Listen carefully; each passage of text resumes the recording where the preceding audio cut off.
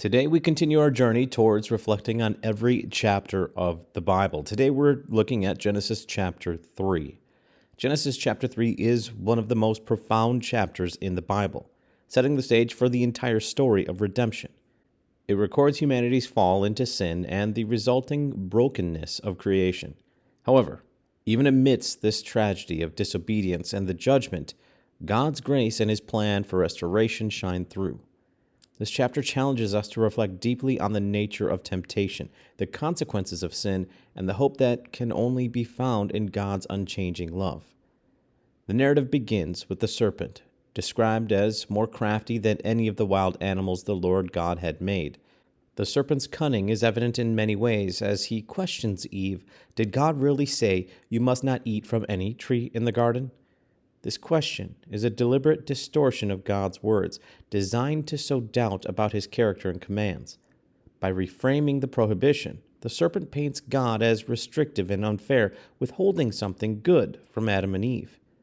This moment illustrates a timeless strategy of temptation. Sin often begins with doubt about God's goodness, His truth, or His intentions for us. When we face challenges, it is easy to question whether God's boundaries are truly for our benefit. We may even rationalize disobedience, convincing ourselves that we know better. Eve's response shows how even a small misunderstanding of God's word can leave us vulnerable.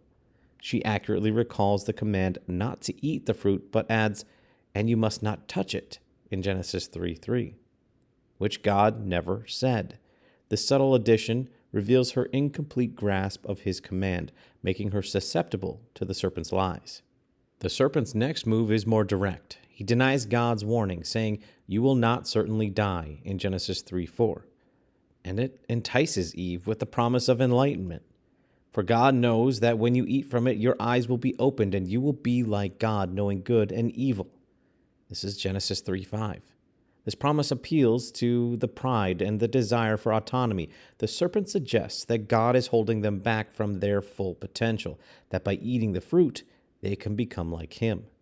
This lie reflects the heart of sin, a rejection of God's authority and a desire to define good and evil for ourselves.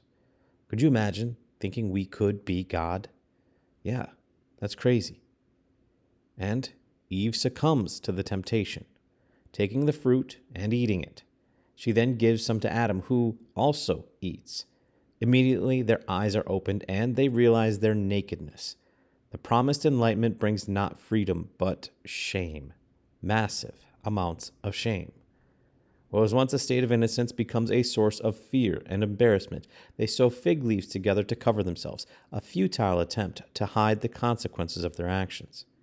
When God approaches them in the garden, Adam and Eve hide amongst the trees. The God who once walked with them in fellowship now inspires fear because of their guilt. God calls out, "Where are you?" This question is not about location. God knows exactly where they are. It is an invitation for them to come forward, to acknowledge their sin and to seek restoration. Adam's response reveals his fear and shame. "I heard you in the garden, and I was afraid because I was naked, so I hid." Genesis 3:10. This moment highlights the relational rupture that sin creates, not just between humanity and God, but also within ourselves. Adam and Eve's attempt to deflect blame further demonstrates the effects of sin. Adam blames Eve, saying, "The woman you put here with me, she gave me some fruit from the tree and I ate it." In doing so, he indirectly blames God. Eve, in turn, blames the serpent. "The serpent deceived me and I ate." Neither takes full responsibility for their actions, a pattern that happens to persist in humanity today. Right? You've known it, you've seen it, you've done it. True repentance, though, requires honesty and humility, a willingness to confront our sin and turn back to God. God's response to their disobedience is both just and merciful. He pronounces judgment on the serpent, the woman, and the man, outlining the far-reaching consequences of their sin. To the serpent, God says, "I will put enmity between you and the woman, and between your offspring and hers. He will crush your head, and you will strike his heel." That's Genesis 3:15. This verse, known as the proto-evangelium, or the first gospel, contains the first hint of God's redemptive plan. It foretells the coming of Christ, the offspring of the woman who will ultimately defeat Satan. This promise reveals that even in the midst of judgment, God's grace is already at work. For Eve, though, the consequences include increased pain in childbirth and struggles in her relationship with her husband. For Adam, the ground is cursed, and the work becomes toilsome and frustrating.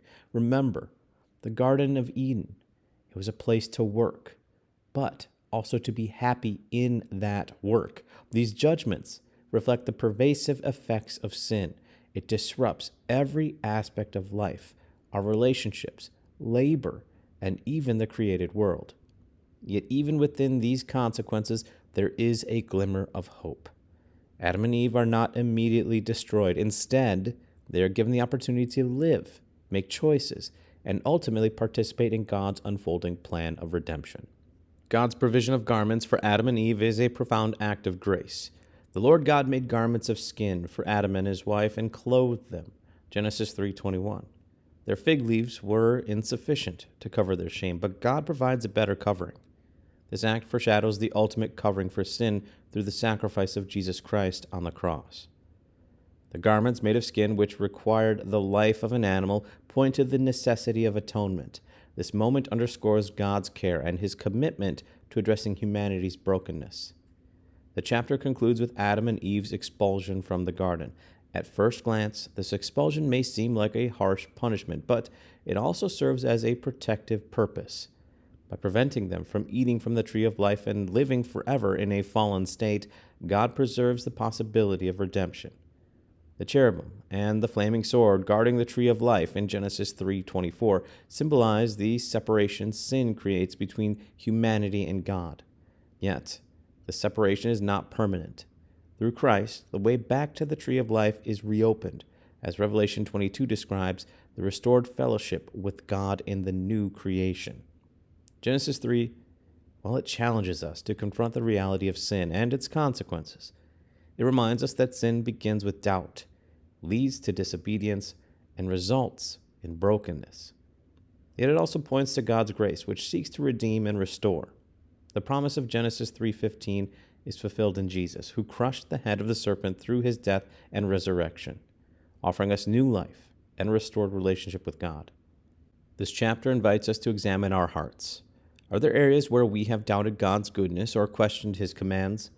Are we trying to cover our guilt with fig leaves of our own making, self-effort, denial, or distraction, rather than trusting in Christ's atoning sacrifice? These questions compel us to turn to God in repentance and faith, trusting him to meet us in our brokenness and lead us to healing. Practically, Genesis 3 encourages us to cultivate vigilance against temptation, recognizing how subtle doubts can lead us astray. It also reminds us to take responsibility for our sins, confessing them honestly before God and others. Most importantly, it calls us to trust in God's provision, both for our immediate needs and for our ultimate salvation. As we consider the impact of Genesis 3, may we find hope in a God who seeks us even in our rebellion, who provides for us in our need, and who promises to make all things new. Let us respond to him with gratitude, humility, and a renewed commitment to walk in his ways, trusting in his grace to lead us forward. Let's pray. Heavenly Father, as we reflect on Genesis 3, we humbly come before you acknowledging the weight of sin and the brokenness it has brought into the world and our lives. Like Adam and Eve, we are often tempted to doubt your goodness, question your commands, and seek our own way above yours. Forgive us for the times that we have given in to pride, disobedience, and mistrust. Lord, in this chapter, we not only see the devastating consequences of sin, but also the depths of your mercy and grace. Even in judgment, you gave the promise of redemption. Thank you for your faithfulness in sending Jesus, the offspring of the woman, to crush the head of the serpent and bring victory over sin in death. Help us, Lord, to resist the lies that pull us away from you. Strengthen our trust in your word and guard our hearts against temptation. When we stumble, remind us not to hide in shame, but to run to you, Lord, confessing our sins and receiving the covering of Christ's righteousness. Thank you for seeking us in our brokenness, Lord, for providing for our needs, and for loving us with an everlasting love. Teach us to walk in humility and obedience, trusting always in your grace and your plan to restore what was lost. In Jesus' name we pray. Amen. That's it. That's Genesis chapter 3. Have a great day, my friends.